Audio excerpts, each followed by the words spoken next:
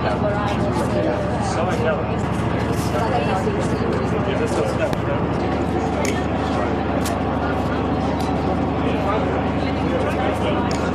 look at this is a bit of theatre, television theatre. Yeah. Nod my head, yeah?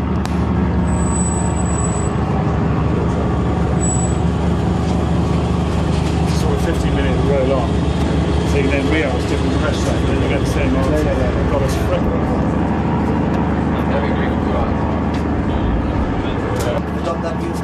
I don't know. We'll have to wait and see how they say. But they will listen clearly to what the force commander has in mind, and they will make those deductions.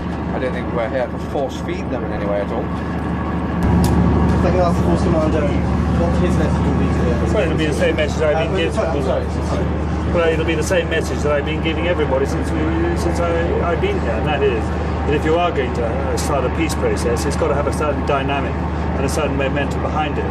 And part of that is putting more troops in order to give people the confidence and the reassurance, and in some cases the deterrence, to continue with that process.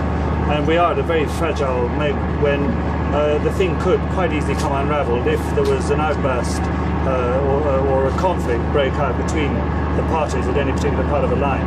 And of course it could spread very rapidly out down that line. But most of all it would remove the confidence of the people on whose behalf we're working. Two of those MPs have already told me that they're worried that if more British reinforcements are sent to Bosnia, they will get embroiled indefinitely. Well, I don't know what you mean by being embroiled, but we're here under very different circumstances than one would if one was a combatant oneself. We're here in a purely non-combatant role. We're here to help deliver aid to central Bosnia. We're here to try and establish safe areas, one of which is Sarajevo, another which now has become central Bosnia. We're helping with the peace plan there, but we are not here in any way as combatants. Just how critical is the situation if you don't get the reinforcements that you've asked for? Well, it's critical. It's critical all the time, and in some ways it's increasingly critical because more and more demands are being put upon us. The soldiers are getting tighter and tighter, having to do so many things at such short notice, and at some point it could be that the elastic will snap. Do you feel that you're getting enough backing from London? Well, I don't personalise the thing at all. I'm a United Nations officer. I put a request for more troops to my own superior officers in Zagreb, and they have passed those on to New York, and I await the outcome. Thank you very much. Sorry, just one more thing. We're going to with another programme. So could you roll with me? Just one question. Okay. The question is, why is an increase in aid needed now after you've established peace? A surge of aid.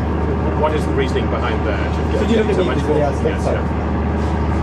Well, I mean, the reason that aid is needed at the moment is we're now able to get to places possibly we haven't been able to get to in the same sort of way before. And of course it does take quite a lot of rebuilding of structures in order to get this country back on its feet. It's been a war, a very vicious war for 22 months, and it's most important that we keep the momentum going. And part of that momentum obviously is backing what we've done in the military side with civil aid development. I'm sorry. Who do you want?